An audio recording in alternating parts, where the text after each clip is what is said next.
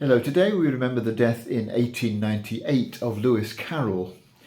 And you might remember the scene in Alice in Wonderland where Alice, having recently arrived in the land ruled by the Queen of Hearts, comes across three gardeners. They are dressed as playing cards, the 7, the 5 and the 2, and they're busy painting white roses red. And she asks them why they're painting these white roses red, and the answer is because they made a mistake and they should have planted red roses, and they don't want the Queen of Hearts to discover that they've made the mistake, so they think that by painting the roses red they'll get away with it.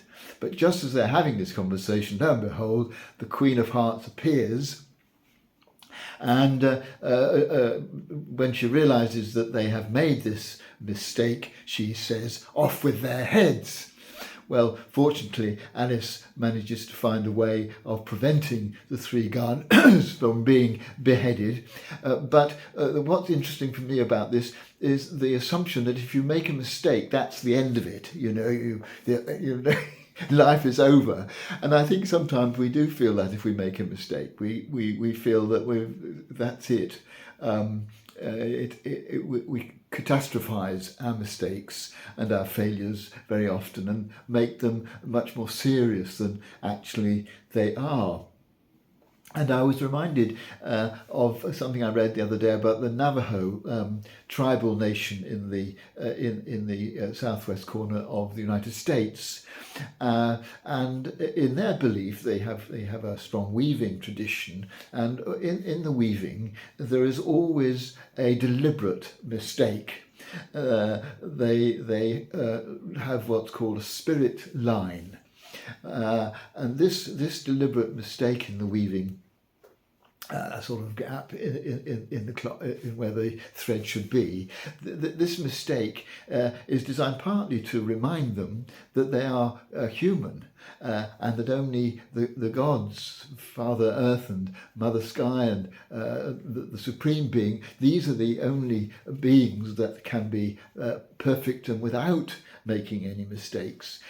We human beings it's part of who we are to make mistakes and to fail.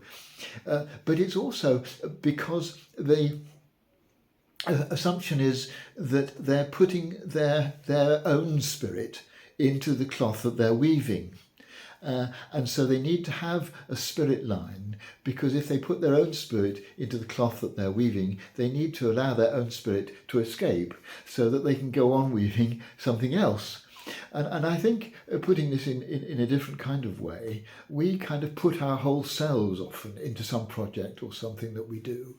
And so when we feel that we've failed, when we've made a mistake and done it badly, it's not just that we've done that badly, we've kind of failed ourselves. We need to be beheaded. And I think that metaphorically, and I think that we need to recognise the difference between making a mistake and being a failure. Just failing is just something that happens out there. Being a failure is something which defines who we are. And the odd mistake, the things that we do wrong, then they're not actually defining who we are. We need to give our spirits a chance to escape from the project or the thing that we did that went wrong, so that we can restore it to ourselves and be ourselves, and not allow ourselves to be too defined by the mistakes that we've made. And so today I'm glad that Alice rescued the gardeners from beheading, and we can rescue ourselves from catastrophizing our mistakes if we recognize that what we've done is not the same as who we are.